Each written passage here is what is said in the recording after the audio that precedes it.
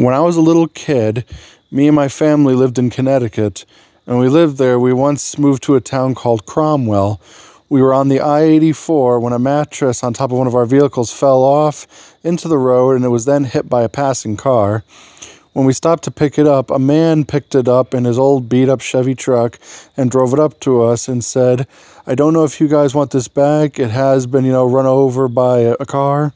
He said, the springs are all dented out, as you can tell by the muddy tire tracks on it. And we told him, we'll just get another one. It's all right. And he says, well, I'll gladly haul it to the dump for you. And we thanked him so much for helping us out.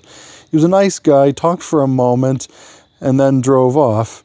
A cop pulled up right after he had driven off and said, "Do you guys need any help? You're standing here, there's something wrong with the vehicle?" We said, "No, we just had a mattress fall off, no big deal." A guy in a blue Chevy truck picked it up for us and drove it away. And the cop dropped his jaw like he was in shock. He went over and picked up a folder of his and looked down and says, "Can you describe the man, please?" So my dad went about describing this man and even read off a few numbers that he saw on his license plate. The cop's jaw could have hit the floor at that point, and you really could have heard a pin drop on this busy road. The cop said, "That is impossible. It couldn't have been that man." We said, "Why?" And he said, "That man died in a car accident here on this very road. I was there on the scene. The truck was totaled. It was hauled to a scrapyard." We said, "How long did it happen?" He goes, "Only a couple of years ago."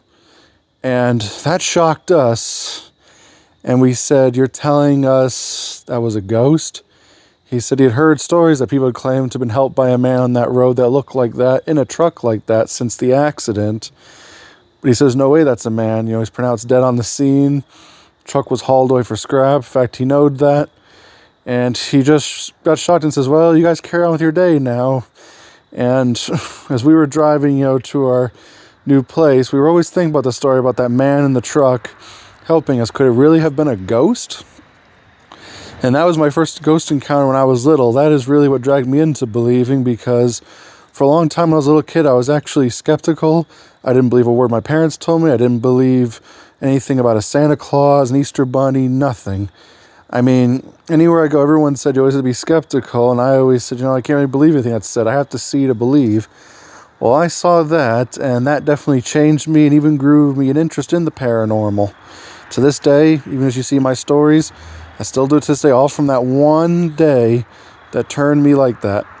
Anyhow, follow me here on TikTok. Also check out my YouTube channel and my Instagram. Follow the Crows Paranormal.